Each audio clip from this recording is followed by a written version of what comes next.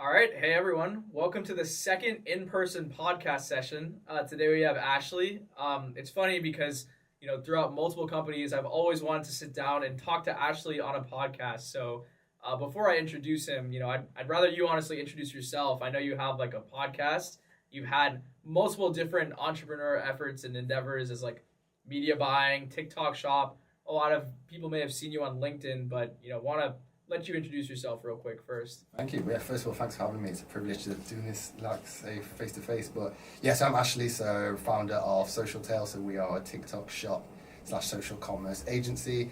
My background, gosh, showing my age a little bit, but I say in my previous life, I'd say I was a media buyer to begin with at MediaCom, big agency, working on brands like Adidas, Reebok, American Airlines, all that good fun, and then from my perspective, I always was interested in TikTok because, again, at that stage, Meta was getting quite easy because, again, it was becoming more like creative heavy, I should say.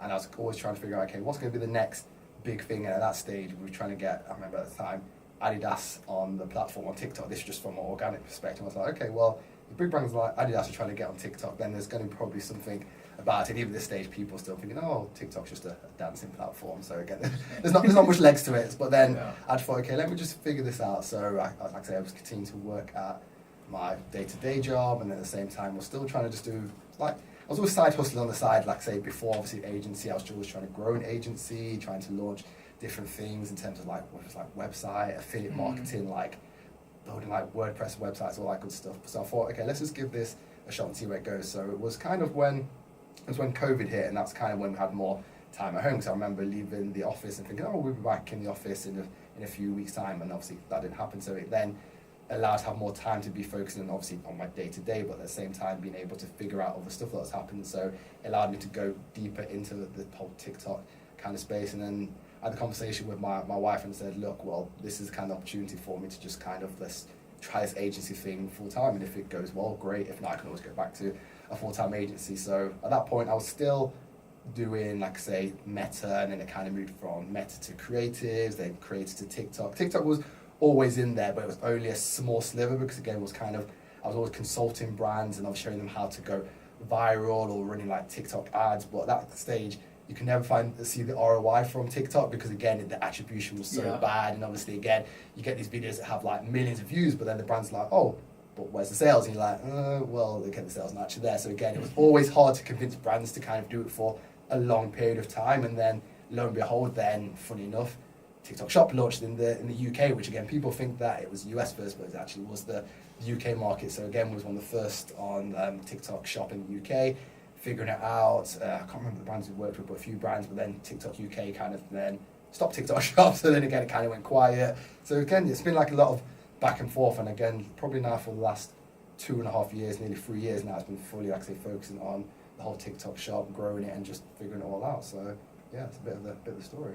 Yeah, lots to unpack there. Sounds like you were really experimenting, getting into entrepreneurship early. I am curious. You said you're doing like TikTok social, but also like Meta ads. Yes. I think like the marketers who do both of those things have like completely different mindsets, right? It's almost like counterintuitive. Like the performance marketing framework for Meta ads, especially back then, is like very systematic. You're like just variably testing creative across different audiences, and then like going broad, creating lookalikes, testing new creative. It's all like very systematic and like variations based.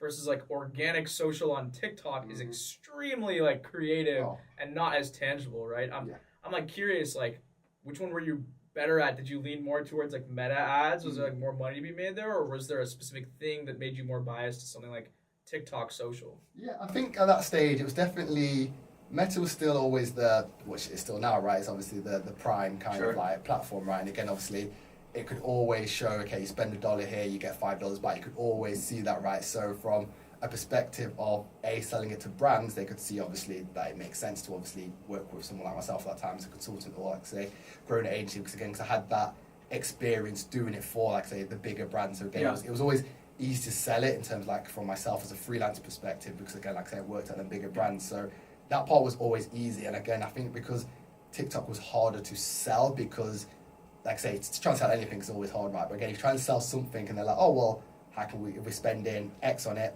what we're going to see back from it? And when you didn't really have like you had an answer in terms of like, yeah, you're going to build brand awareness and you'll see some of that traffic. But again, the numbers don't lie, right? If you can't see sales, then again, people are not going to stay on. So again, the meta side of things always was more, I wouldn't say more interesting, I'd say it's more easier, because again, obviously it was an easier platform, and even that stage it was becoming easy, because again, I was kind of running meta when it was kind of like just your simple like right hand column kind of like ads, which again was like prehistoric now, people think to kind of think of that. So again, I think because I was doing meta for so long, it just kind of became so easy for me. And again, I'm someone who likes to be testing, trying new things. And I think that was the main thing that kind of made me move across from, like say, meta to fully going to TikTok, because again, I just knew that a big platform as TikTok was at that stage, because again, obviously in the US and obviously in China and stuff like that, it was obviously still, it was continuing to grow. So I thought, even though I was in the UK, because again, funny story, we always get a lot of brands in the US. Again, I'm not sure how that's ever happened, but again, even when I was doing freelance, it was always US brands for Meta, and then again, that kind of then transitioned into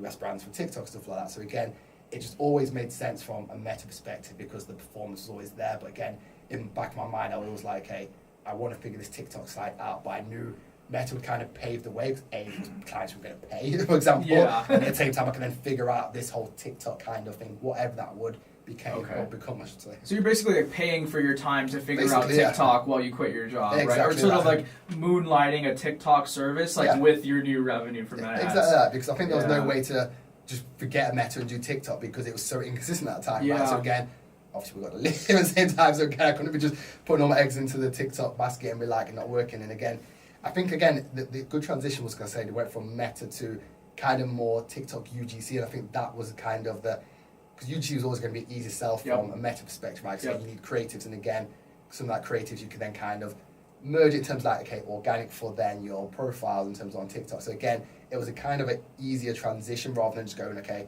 this is Meta and then moving straight to TikTok. I think because it was more transitional, it definitely helped. So did you ever experiment with like creating a UGC company? Because like that was like a hot thing. And that happened. Yeah. That happened. But again, for me, I didn't enjoy it too much. And again, don't get me wrong, we had clients who were doing it, but again, it was just the back and forth of dealing. That's the review stage with the creators. It was just the absolute nightmare. And then it was coming back wrong, and then how to price for it, and then the margin, and it was just like, you know what, there's just a lot of moving parts. Don't get me wrong, there's a lot of moving parts with TikTok, right? But for sure, at that stage, it just didn't excite me. It didn't like fuel me to kind of continue to do it, because I was just like, what am I doing this for? So I think that was definitely a thing that, transitioned into it, because again, I think because it was the hot thing at the time, but it just didn't really sit well with me. So when was the time you like experimented with the UGC company exactly? I know you said around COVID you sort of started leaning into TikTok, so this was pre-COVID. This was pre, right? This was pre, so again, I was still already working at my previous company. It's like 2018 or 2017? 2018, because at that stage, like I say, I was still, again, obviously, I was at agency, but I was like still growing agency at the side. So at that stage, I was trying everything. So again, we did a bit of Google ads, because one of our clients who was Facebook, but they went to Google, right? So again, we said, we can do Google. So I found a freelance to do Google. And one of our brands who was in the beauty, we did their Meta ads, but they needed email. So I was like, we can do email as well. So again, it was trying to figure out what was the best way, because I always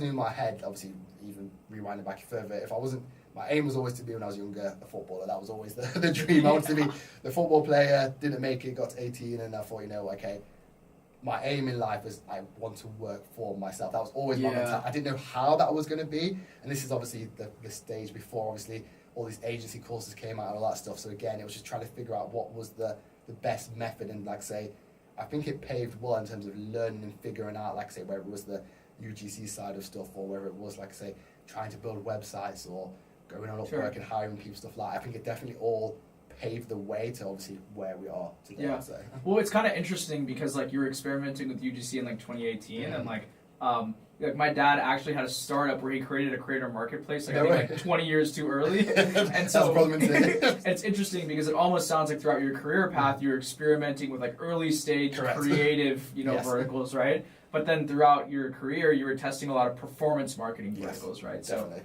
I don't know if you know my background, but I actually created a UGC add-on or vertical at an agency I used to work at, right? And I think the time where this was like kind of before the space got really saturated with how it is now was like 2022, 2023, right? So like that's sort of when like, you saw the Billow and Join brands, like those guys kind of picking up, right? So I don't know, it'd be kind of interesting. It's interesting that you got there a few years early, right? And even while performance was making the money, I mean, from like a finance perspective, why not just lean into like what's working? You know what I mean? Like I understand like from a performance marketing perspective now, because all the ads algorithms are like AI targeting based. Of course, creative is the new targeting, right? Yeah. I'm sure you hear that over and over All again, the time, right? yeah. But you were sort of early to that. Like, did you know like ads algorithms were gonna like pivot that way, or did you have any leading indicators that made you split your focus out of something that worked? Yeah, I think I knew it was definitely happening that way. And again, I think that's why I'm most thankful for that. I did work at agency beforehand because again, like I say, when we were working with brands like say your Adidas and your Reebok, we were spending like millions a month on ads, and it was so simple that literally you could put.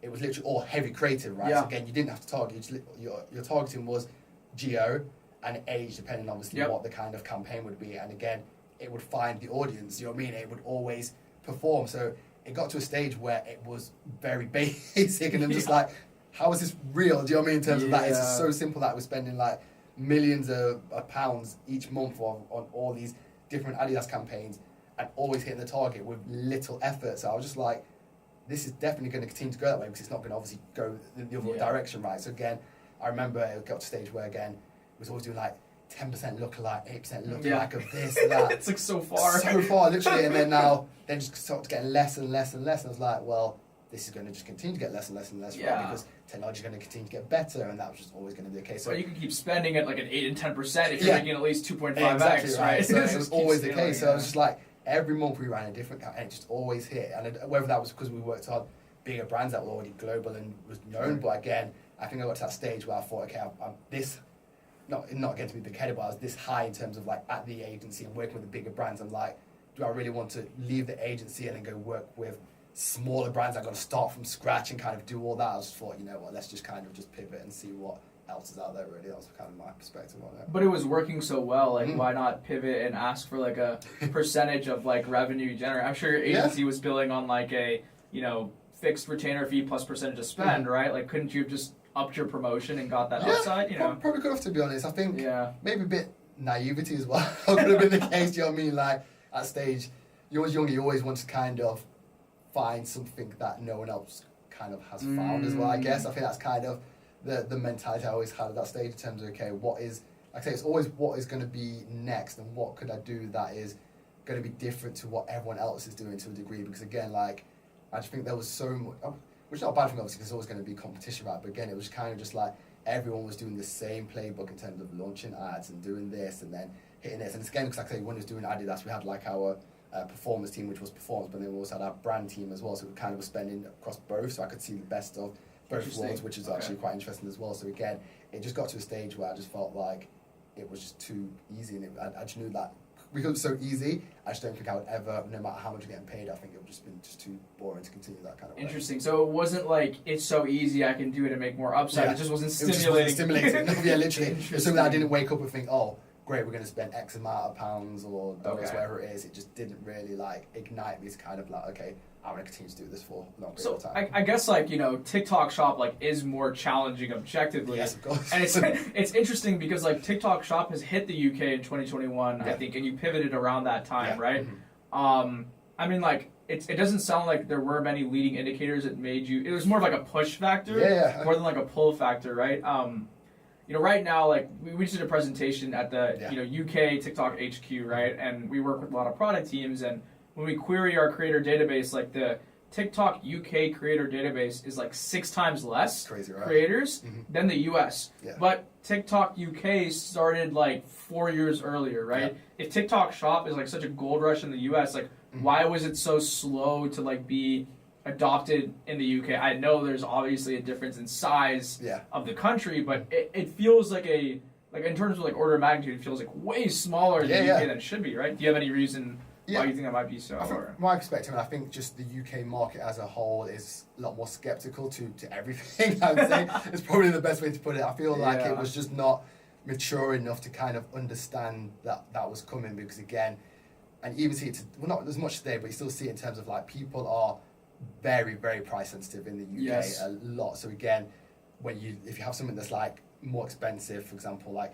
some one of our brands in the UK, we sell cereal, but again, it's more high protein, more expensive cereal. And even today, we still have people like, oh, why is it so expensive? I can go and buy cornflakes, something like that. So again, that's in 2025. Keep in mind, this was 2021. People were very skeptical in terms of like, okay, well, why am I going to buy off this platform that I don't really know? Do you know what I mean? That side of things. So I think it was just, again, it was just too early, I think, in terms of that side of things. And because there wasn't really a big enough team at TikTok at that time as well to kind of give it the push it needed in terms of finding the brands, because especially I find here, again, working across UK and US brands, it's a lot easier for brands in the US to kind of like, okay, yeah, we want to at least try this, test it. Whereas in UK, it needs to be signed off by 20 people before it even gets like to the stage of, okay, maybe we're going to do this. So I think as well that adoption meant that there wasn't many brands who were willing to try it as well. And I think, to be honest, we're kind of seeing that in some of the European markets as well now, where again, it's not got the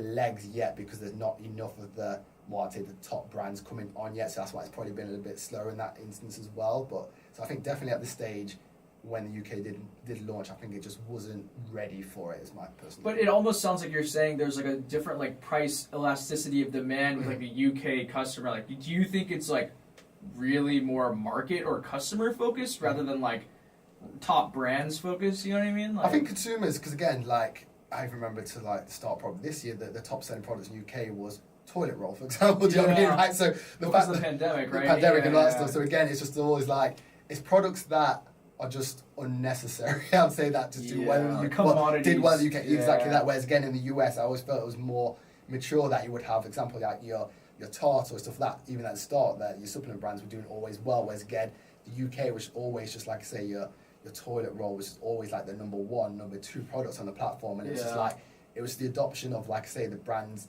not understanding that you can go on the platform and actually sell to people on TikTok Shop. Okay. So again, and with that as well, like you mentioned, with the being less creators, and again, I still personally believe that the creator quality in the UK is nowhere near as good as the US, even if well, why is that?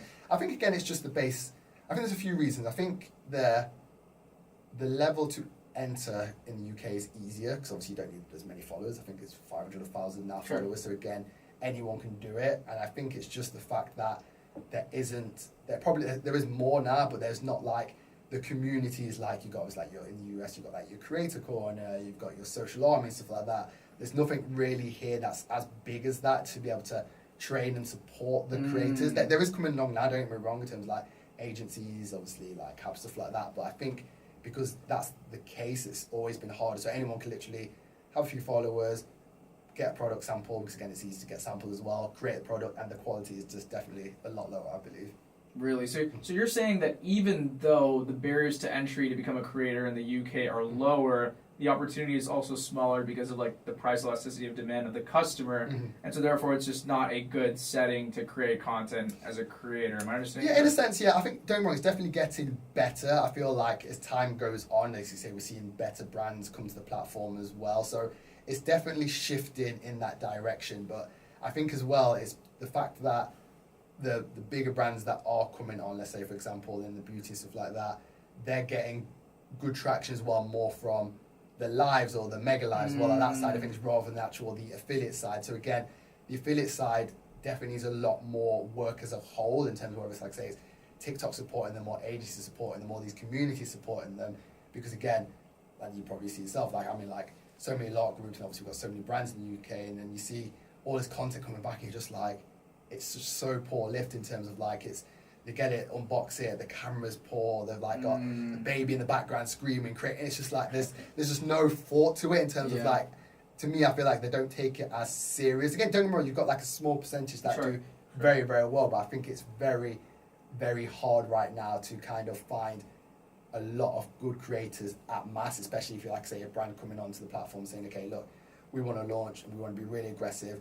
Can you find us X amount of creators? You can do it, don't get me wrong, but again, I think it's not as easy to get that scale straight away just based on the quality right now. So do you think like the root of that perception comes from the launch in 2021? Like, do you think there were, like, because I know in like the US launch, for example, as I'm sure you're well aware, TikTok was subsidizing every amount of OpEx and like really doing everything they could to get the brands to create that network effect with the creators, right? Because I think creators who are good influencers who do paper posts naturally have like a stigma towards TikTok Shop. So do you think it was because like the platform itself didn't provide enough incentives? I know you said they didn't have enough like of a team there, but I'm curious if there's any other reason. There's definitely incentives, and again, I think it kind of needed that kind of alpha launched for it to understand what the kinks were to then launch again properly second time round, I think. So I think it definitely was needed.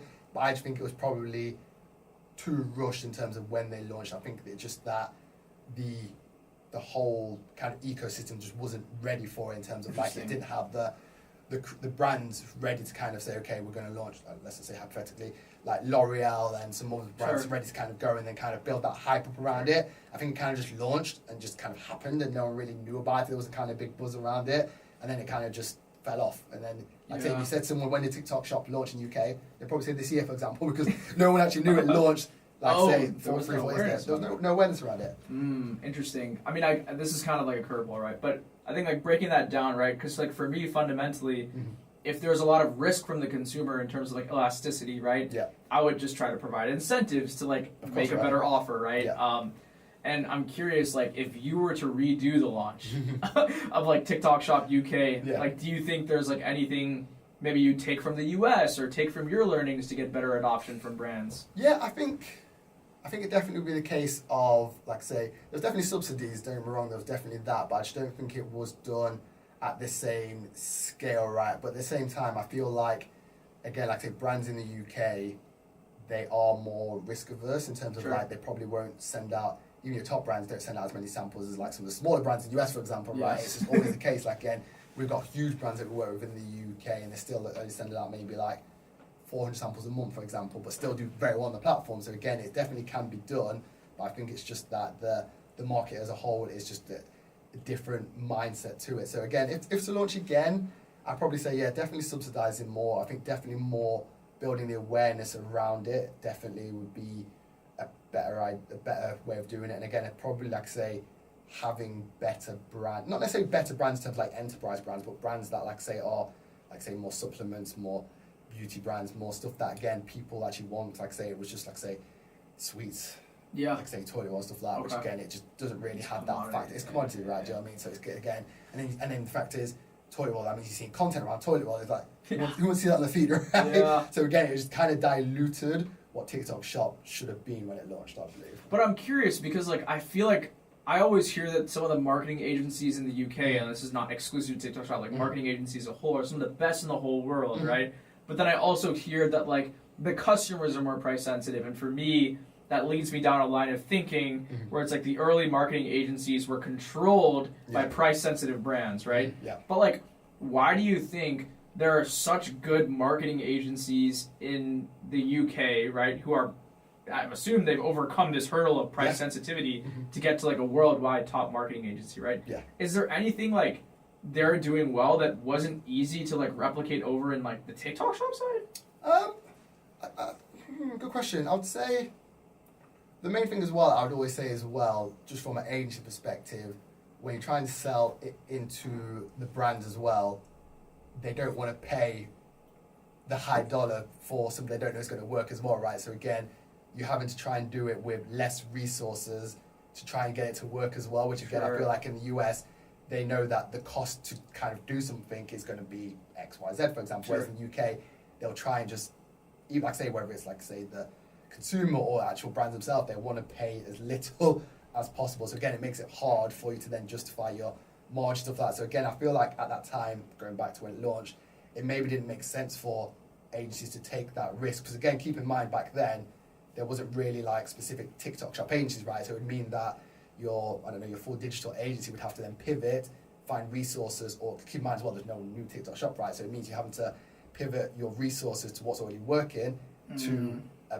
platform that who knows what's going to happen, right? So again, it's having to put some of your eggs into that basket and go and sell it to the brands. So again, so it kind of meant that it just didn't really make sense at that point, probably to agencies as well, which again, maybe then also meant that's why the bigger brands that these agencies had didn't get pushed onto TikTok Shop. So it's kind of that trickle effect. It's a capital budgeting problem, essentially. It's just like, hey, I have 3 buckets. I'm going to put it in with the best ROI for each bucket. Exactly, right. It's not like I'm going to burn cash. Like this is the same thing, you know, I talked about in a different episode where it's like, what's the expected value of putting money into this bucket where I might lose cash up front, but then 10x my volume in the long run. Exactly. I'd rather have like a 3x ROI up front, right? Guarantee that. I mean, would that, like, does that culture carry over for, like, creative agencies in the UK? Like, were their best agencies mainly performance marketing then?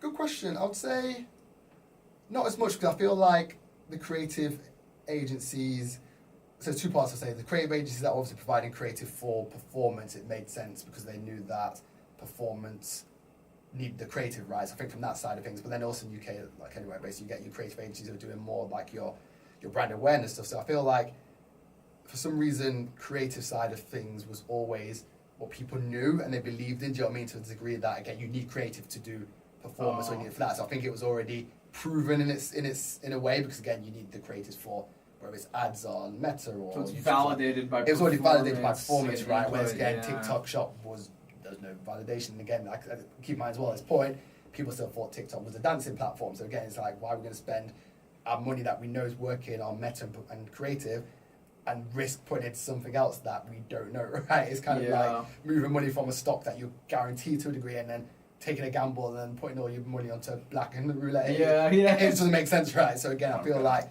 people are definitely more sensitive when they're making decisions. Okay, so it's like basically validated by the degree of separation from performance marketing, where I know if I put $1 in, I optimize for another dollar out, right? Yes, exactly that. I mean, with that in mind, like with this sort of customer profile, how did you even convince anyone to work with you in the early days of like TikTok Shop? Like, very good question. So back in the day, and this is what I don't recommend now because it's probably harder, but we worked with brands and it was just basically if we create sales fee, would get paid. Performance only so CPA, all performance. So again, we didn't charge any retainer. We just said okay.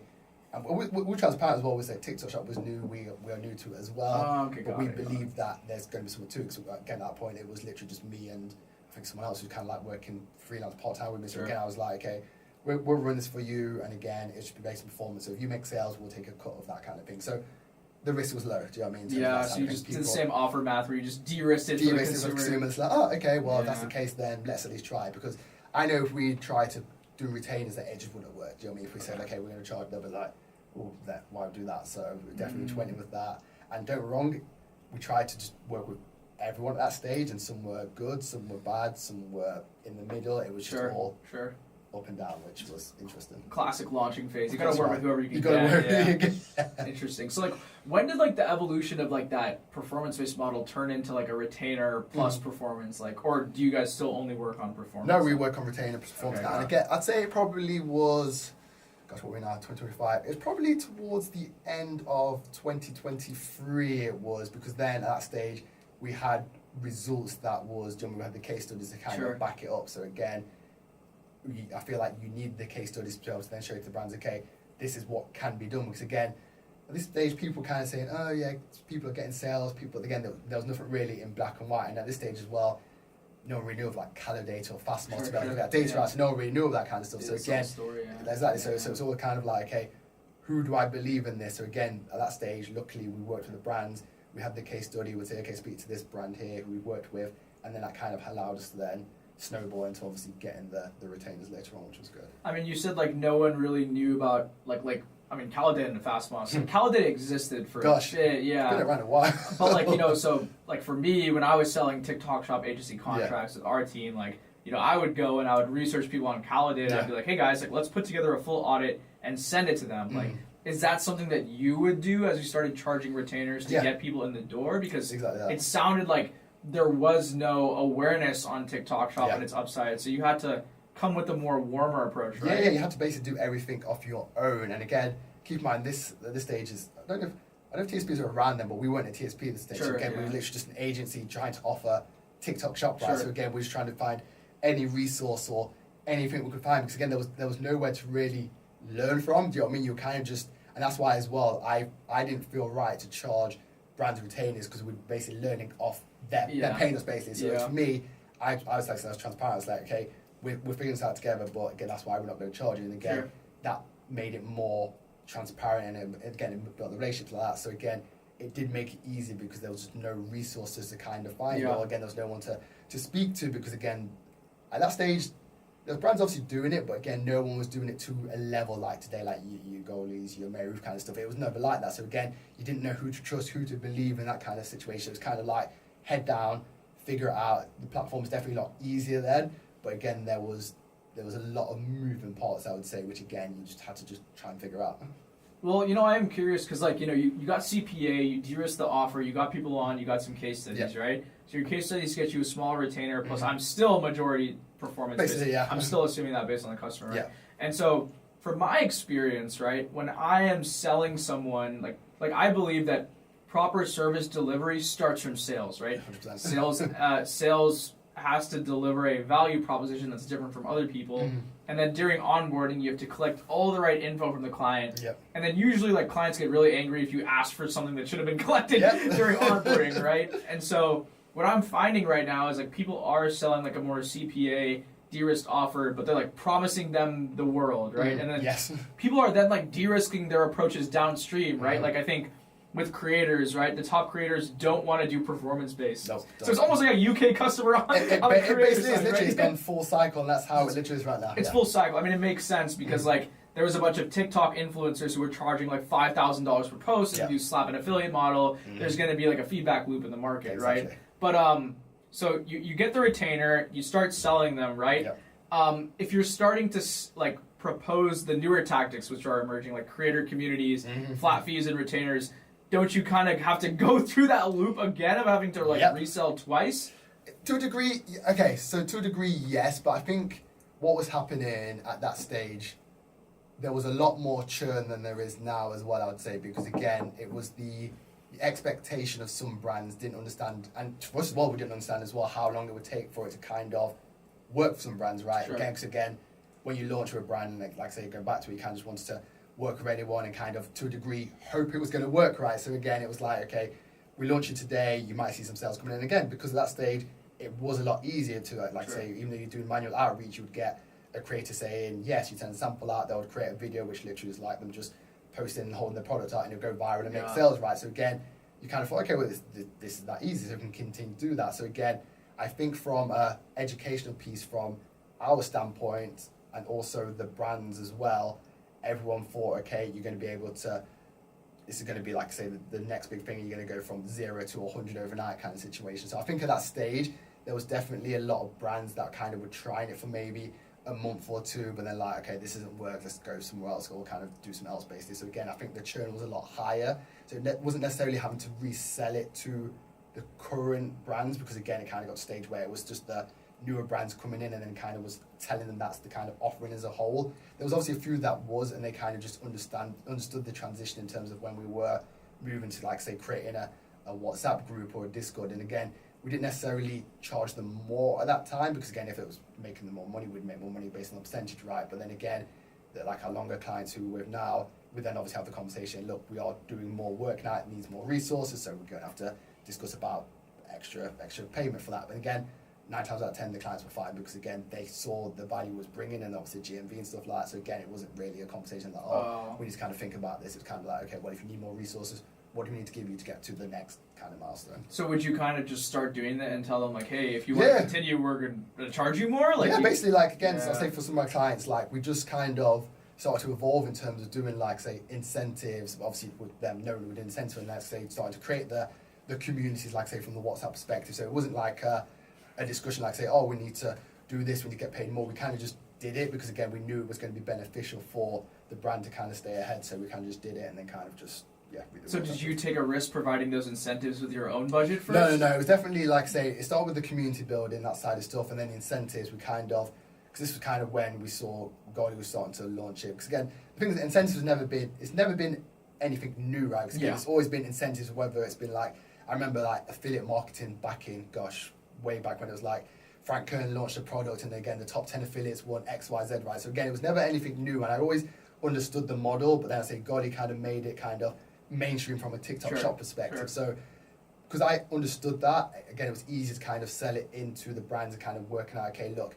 yes, do the incentives. And again, it doesn't need to be anything like say, what Golly would do in terms of condos and all this kind of stuff. It's just kind of saying, okay, make sure it makes sense to the brand that if you are going to get X GMV from this creator, they get rewarded with this. So again, making sure that the tiers made sense. So again, it was an easy sell because again, fortunately for the brands we were doing at that time, they had the budget to kind of do it, which was good. So again, it did make it a lot easier to kind of sell them into that. But I say, the community side of stuff, we just built that out. We built out, let's say, started WhatsApp a lot of the brands to begin with, and like I say, started to move over to Discord. So like, what did early days community building look like if it wasn't incentives, right? It was just literally just getting people into a community, because again, I always believed at that stage as well, just like a customer, right? You can sell to a customer one time, or you can sell to them repeatedly, repeat the same. So creator, right? retention. It's the same thing. You want to get a creator in to create a piece of content, but then you also want to get them to create more content. So again, we're just kind of putting them in there with no real reason to at that stage in terms of just like getting them all into one place. Because I always a believer that again, you always want to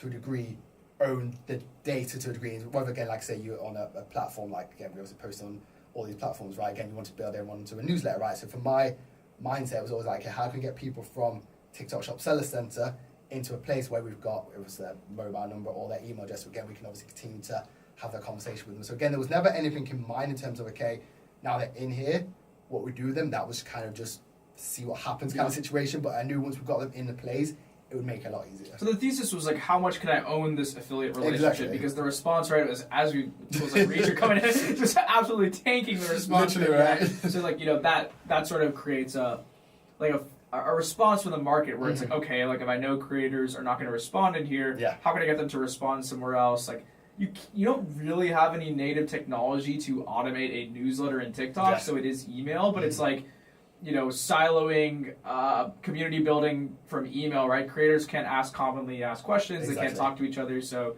you are missing that out over there. So like, I mean, was it still like I know you had the email and SMS, so I'm sure you probably like, oh, like, let me run a PostScript campaign. Exactly. SMS campaigns or Klaviyo campaigns or emails, but like, was there other things you were doing in the community that were like separate than those levers? Because those felt kind of siloed from like a marketing perspective. To be honest, back in the day, again, this was like we're talking like at the start. There was nothing special again, and that's why it kind of was.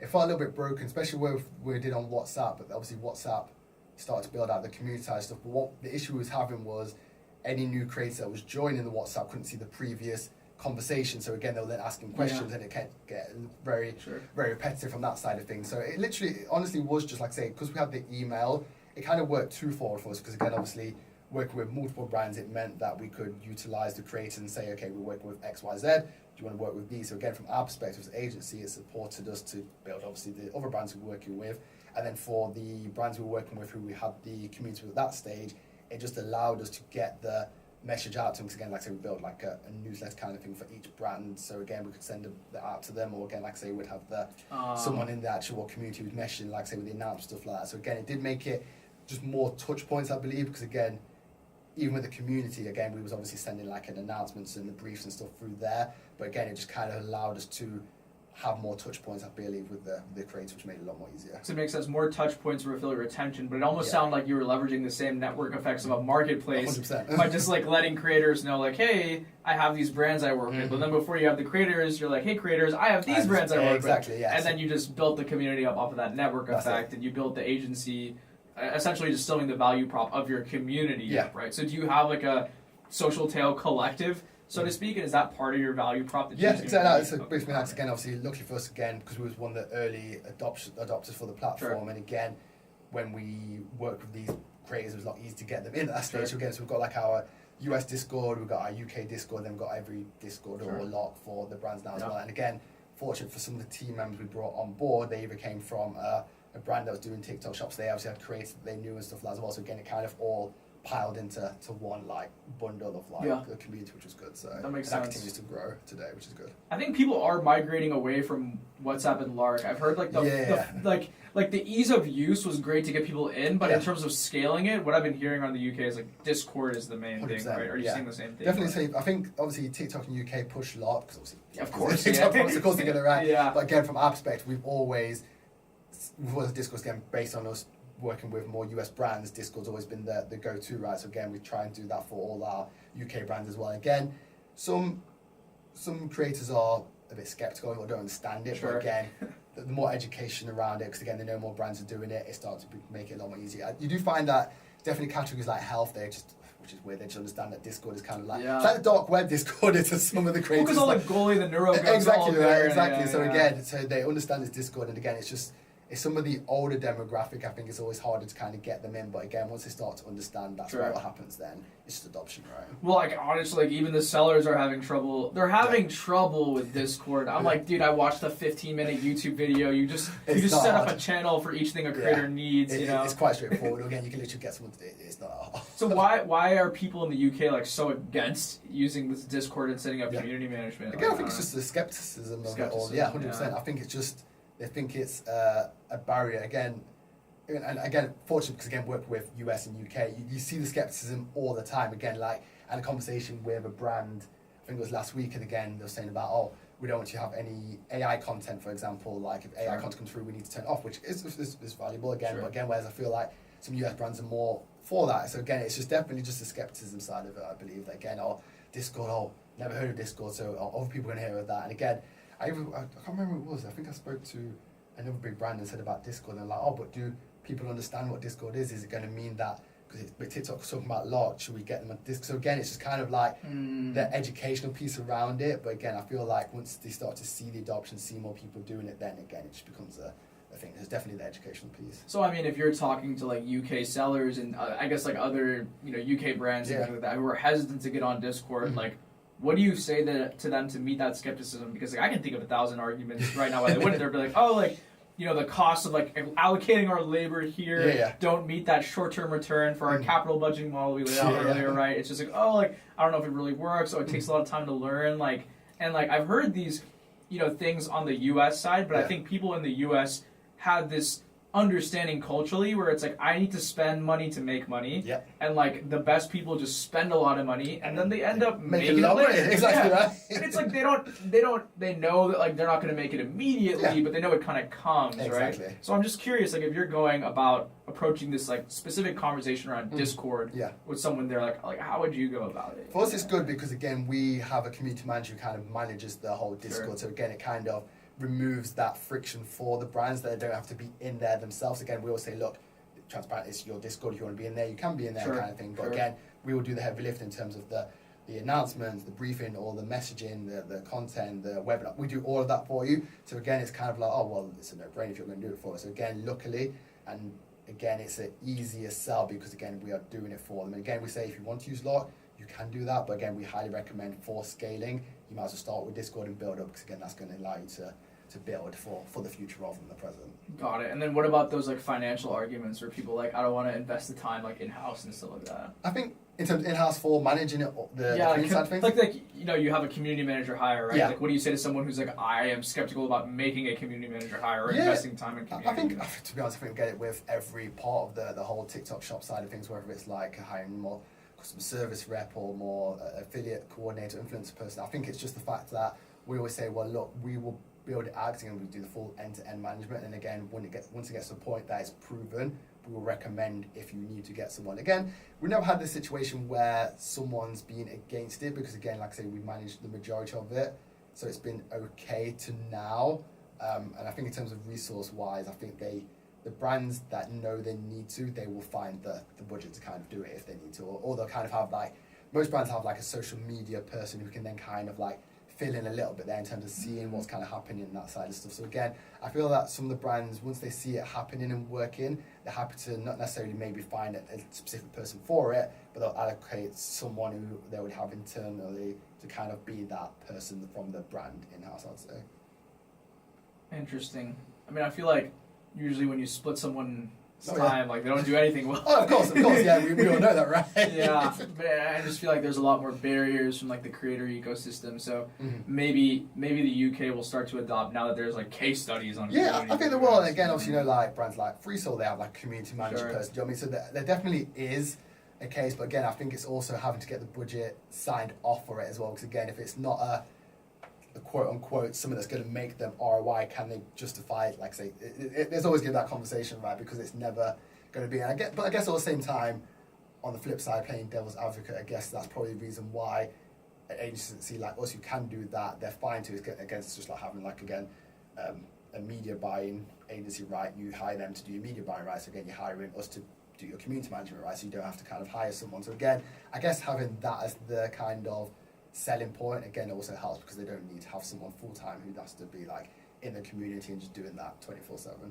I mean, it makes me think about another point you said earlier, where it's just like, oh, like I think like for retainers, for example, let's like pick this one, right? Yeah. I feel like every UK person is against retainers, but like we did a presentation on TikTok partner training, right, where we mapped out $5,000 of retainers versus $5,000 of samples, right?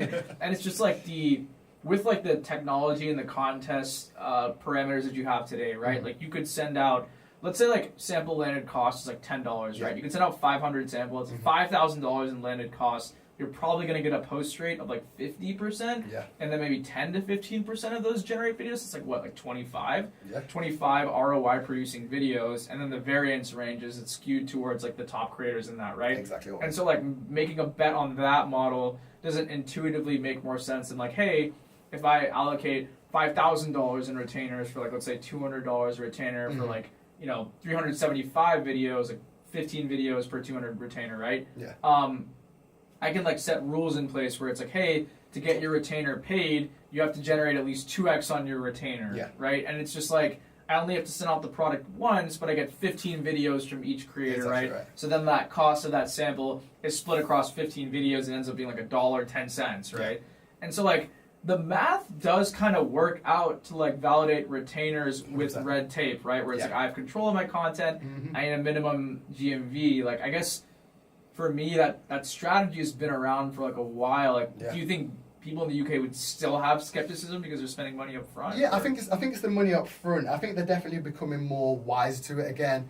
I think where it kind of falls short, I think the brands need to see a bit of momentum or some sales coming through, and then they kind of are willing to then spend on the retainer. So it's kind of the flip. To your point, I feel like as well, also because they know they've got the inventory to send this out, they don't see it as much. They don't see it as a cost, even though it is a cost, because they've got 500 products sitting there, and they're sending it out. Yes, it's a cost, but they've already got that. Whereas again, they've got to find the extra £5,000 to kind of allocate. So again, I personally believe in it. I think it makes sense. I'm definitely going to use that analogy now going forward, so I need to get that from you. But I'll send that over. Yeah, definitely. So I definitely think it makes more sense, because again, we know that you're going to get better quality in terms of the content's going to be a better output. You're going to be able to control it. You're going to be able to say yes to this, no to that. So I think personally, it makes more sense. And I do believe more brands are moving more towards that, where they understand it more. But again, I think if they are hesitant already about TikTok Shop, it's then hard to do that. But if they're ready to go into TikTok Shop and know, okay, it's going to be X, Y, Z, then they will. And I think as well, which again, it makes it easy as well, if you are forecasting for the brands, whether you are an agency doing that or the brands are forecasting themselves and they can see that them kind of numbers, then it makes it a bit easier. Whereas again, I feel like still today, I feel like a lot of brands go into TikTok Shop blind, and they kind of just be like, oh, well, I've seen P. Louise in the UK doing really well, so I'm just going to try and just send out samples, hope for the best, and see what happens, which again, we know that's not the case.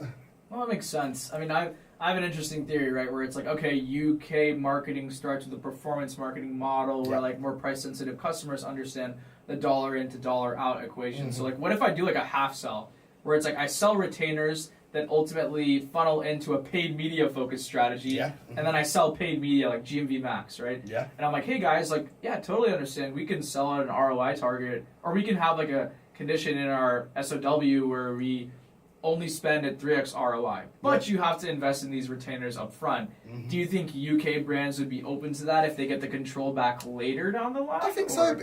I think so to a degree, because again, I feel like the UK brands like the control of the content, you know what I mean, in terms of what's actually being put out there on their brand. So I think so. I just think, I don't know how it works in terms of when budget and how budget gets signed off in the UK, because obviously you have like your yearly budget kind of stuff like that. So I think it's just the fact, because TikTok Shop is still new to a degree, they're not putting that budget aside, or they kind of are like, it becomes too late where they're like, oh, let's look into TikTok Shop, where it's either like nowhere near where they're setting the next budget for the next year kind of situation. They're trying to do it, but at like a budget to kind of like test it a little bit here and try it here, but they're not willing to go fully in, which I always say to brands, look, if you're going to do TikTok Shop, you've got to be all in, you've got to be putting effort in for at least 6 months minimum, because if not, if you're going to try it here and do a little bit there, it's just not it's not going to be worth it. But I am curious, like, I don't know, like, if this was your experience on the paid media side. So when I was working on like my UGC vertical at my previous agency, sometimes we just like sneak a little budget out of the paid media budget and we'd be like, oh yeah, this is for like better creative, right? Do you think that people would be more willing to approve budget for creative testing on TikTok Shop if it came out of their ads budget? It's a good question because, yeah, it's a good, now you put it, it makes sense because like I say, you're spending on the ad side of stuff. So to be honest, it's something I've not actually thought about, but I think it would make sense because if you've got that budget that you're spending on ads and you've got it there, then why not shift some of that to the creators? So I think it's just how it's probably sold. Again, back to the selling point, right? It's how it's sold to the brand. It's how it obviously then come on. But I think it makes sense. Yeah, because like now TikTok Shop, like I mean they've had this for a bit, but they have like shop ads commission, right? So it's like, you know, if I'm like a head of e-commerce, right? I think like the lines between like my paid budget on TikTok Shop and my affiliate budget are starting to overlap, right? Because now I'm like looking at my monthly P&L in terms of my blended commission. It's true. Yeah, it's like, you know, what is my you know, target collab and organic affiliate commissions plus my, you know, ad commissions, and like if everything's trying to get pushed towards paid, right? Then like for me, I'm just thinking like, how do I make the budget also get pushed towards paid because people are more willing to spend. It's true, and like I say, the platform is becoming, like I say, it is more pay to play, right? So again, that and you make a good point there because I feel like where it stands at the moment, all the budgets, even though it's all for paid, it's all split. So you've got your retainer budget, you've got your commission budget, you've got your they're all separate, whereas like say if it's combined together and then you utilize that all as one, I think that's a better way to put it, whereas again I feel like it's too siloed in terms of like say you've got your ad budget, because again keep in mind it's a whole different platform, right? Because again your meta ads, you just have ad budget, you maybe have your budget for creators, right? Whereas on TikTok Shop you are selling out samples, so the only thing it's close to is like your influencer marketing, but again with influencer marketing you don't really have an ad budget really, so again it's kind of bringing excuse me, two things together, which again like I say it probably makes sense from a P&L standpoint that budget should just be as a whole. So you got me thinking actually as well, then I might actually just put this together. Well, because like for as like a tech company, for me I'm thinking like, oh, like there's a lot of room to pivot. Like we all know like whitelisting on meta ads, like you know like, it's a huge thing, right? And I was like telling some product managers at TikTok, I'm like, why don't you guys just create whitelisting capacity for a TikTok Shop? Because everyone is running TikTok Shop as a creative testing lab for meta ads. Exactly right. I'm like, don't you think you should just own the bottom of the funnel and allow people to like whitelist through the creator accounts instead of mandating an ROI target on GMV Max? That's very true. I'm like, they will spend more because this model works here. You know? It makes sense. It makes sense. I think it's like say it's just how it needs to be positioned, and you've got me thinking on that. Well, I am, you know, curious on like that note. Like you are like objectively like so far ahead of a lot of UK agencies right now in your innovation. Like, how did you like stay innovative and like take these risks to like advance your offering to like, I would say, a comparable top US agency? You know, I think from our perspective, because like say we always led with US, and even today, like say about 75-80% of the brands are US based. So again, it allowed us to take the learnings from the US into the UK. And I think just by being in, like say, the community, because again, I'm you know what I mean, I'm always looking at everything, whether it's like communities, like say, always like looking at fast miles, or like I say, speaking to people who are running the US kind of like TikTok side of things. So again, I think being so in the trenches, I always like to say, because I enjoy it. Again, you find out what's working, see what's not working, and then again, you kind of just put it together. Because again, even like stuff like, it's funny to me because I always like hear the stuff that we like US do, and then I come to like a TikTok event, they're like talking about it. I'm like, oh well, we've been doing that for like 6 months ago. Do you know what I mean? In terms of like, I think even today, I think they said about like do like creator bundles, and that's something we've done for like one of our brands, like gosh, nearly 9 months ago, for example. So again, I think just for us, I always say, and it's funny because my wife listens, I always say to when I'm always on course because she's always in the room, I say to brands that we're scrappy, and she always hates when I say scrappy because it's like the fact is we are scrappy because again, like it's from TikTok Shop perspective, yes, you need to be strategic at, but you need to be scrappy. You need to be trying to figure out what's working and what's not working. And again, if it doesn't work, try something else. Because if you're just trying to do the same thing, as we know, like I say, TikTok Shop moves so quickly. Like I say, one day it was like say, organic was the massive push, and again, you go viral so easily. Now it's becoming retainers or pay to play or TikTok Live. So you've got to stay ahead, because if not, you will just get left behind. And again, you're trying to do old, outdated things, which again, I feel that's where a lot of brands go wrong, because they'll see like a Mary Ruth doing great, and they'll look back at the strategy, but that strategy is already too old. You know what I mean? So again, they're trying that, but Mary Ruth's already here. So again, it's just trying to stay ahead of the game, which is always hard because again, like it's. But I do believe that the more you do it, the more you learn, right? Yeah. Execution is the best way for it. Exactly, and I was actually interviewing Jay from Mary Roots last week. Yeah, and like he was telling, he's like, yeah, like I mean, people just don't have the money to match Mary Roots strategies. Like there's no way an S&B can run 24-hour lives. Can't do it. It's It just can't be done. impossible. It can't be done. So there is that element of like they do have operational excellence around community management, Exactly. right? Which is like funny. He still believes that community management is the only hire you need for TikTok Shop. Which, you know, I was like, yeah, this like validates my thesis, you know. You know, but I think earlier we were talking about how you were kind of leaning more towards product than tech, you know what I mean? I think, you know, for me, it's very easy to tell, you know, probably because I've been on the inside, like what a marketing agency who has tech that they leverage in their strategy versus ones who don't have it, you know? And like, I think one thing you were talking about is like leading a small team of devs to like start making reporting more consolidated, right? Having that professional look of having like a social tail dashboard, you know. I'm curious, like, why lean into, you know, tech? Like, are you thinking like the same way? Are there any other ideas you're thinking about when leveraging those developers? Yeah, good question. I just believe, and again, this is probably back to my performance meta days as well, like, the data doesn't lie, right? So again, the more data you've got, the easier it is to make decisions, right? And right now, we all know that to pull anything from TikTok Shop, it's so clunky in terms of like trying to find your affiliate side of stuff or your GMV max. So to have it all in one place, because again, it's not just for the team internally looking at that, but it's also presenting it to the clients as well. And again, what you always remember is that there's the clients you might speak to on a day to day. There's also other stakeholders in the brand as well who maybe want to see stuff. So again, the easier we can make that digestible and make it to be understandable, it allows us to then be able to scale a lot quicker. Because again, from our side of things, we can see moving parts a lot quicker as well. So I believe obviously data is always going to be key. So again, if we can find, even if it's like a small percentage across each brand, it will make a massive impact. You get buy-in, 100%. So again, I feel like by being able to do that, it allows the team to be able to move more efficiently and more quickly as well at the same time. And at the same time, I feel like reporting is always going to be needed, but the manpower to do it isn't to a degree. So if somebody could just be pulling that, and again, not just from a data reporting standpoint, but also from a P&L standpoint, a forecasting standpoint, that all can be there.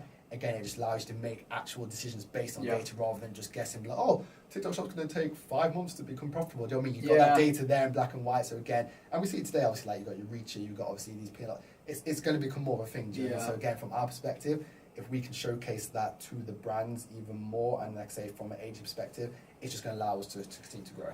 I mean, it kind of makes sense because like it almost sounds like this technology is more amplified for the UK because you have to sell your clients with data on your stuff. So it's like, you know, because like reporting dashboards and stuff, like they do exist, you know, for other agencies and stuff, but it's just like for you guys as a UK agency, it sounds like there's actually more reason to build that than other tech because if you get that data to convince the client that investing in retainers works because you're able to pull easy to view dashboards to send to stakeholders to not go through that 20 layers of approval, that helps you innovate faster as an agency, right? Yeah, definitely. So that way you don't have to like take as many risks on your own dime to just be like, oh, I've seen this US strategy working, you know, because the platform's freaking shipped all the time. All the time. Right? And again, and as well for us as well, because we're all working across so many different brands, different categories as well, it allows us as an agency to say, okay, well, look, we work better with pet brands, so let's go and focus on more pet brands, or we work, do you know what I mean? So again, it also allows me as a founder as well to be able to make them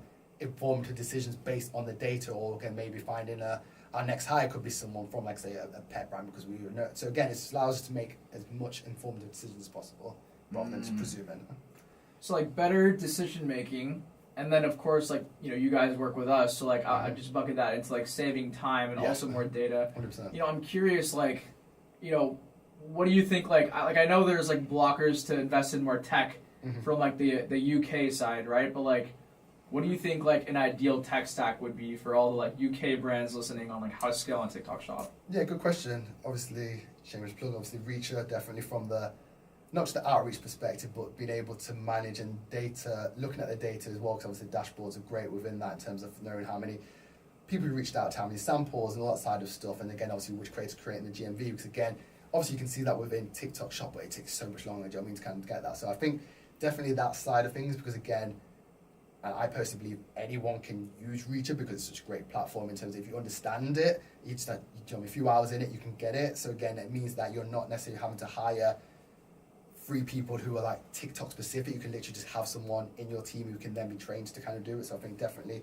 that part of it. And then again, like I say, definitely, because again, I believe that, which is understandable, brands are getting more smarter and knowing that, yes, TikTok Shop is an investment, but what does it look like from a P&L standpoint? So again, being able to have that data, because again, when you try and pull data manually from the finance section on TikTok Shop and looking at Jim, nothing matches up. It's all different. And the brands are asking me, oh, why is this not? And you're just like, I actually don't know. So again, so something that is clear in terms of that side of things definitely will help, because again, I think it makes it a lot easier.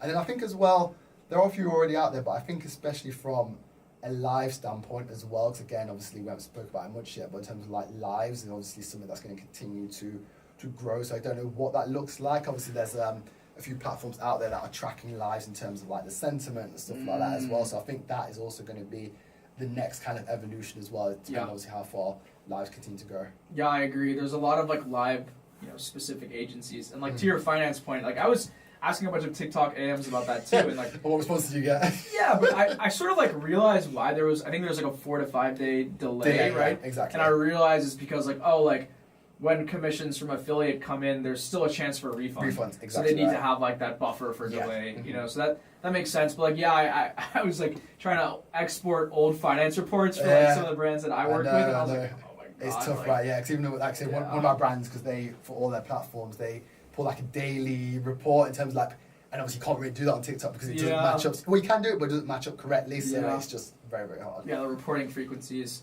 harder to nail down. It really is. Well, look, I would love to go into TikTok Lives, but I think this is a good place, to call it. Yeah. Really appreciate you jumping on. It's a fantastic conversation. Thank you for having me. It's been really good.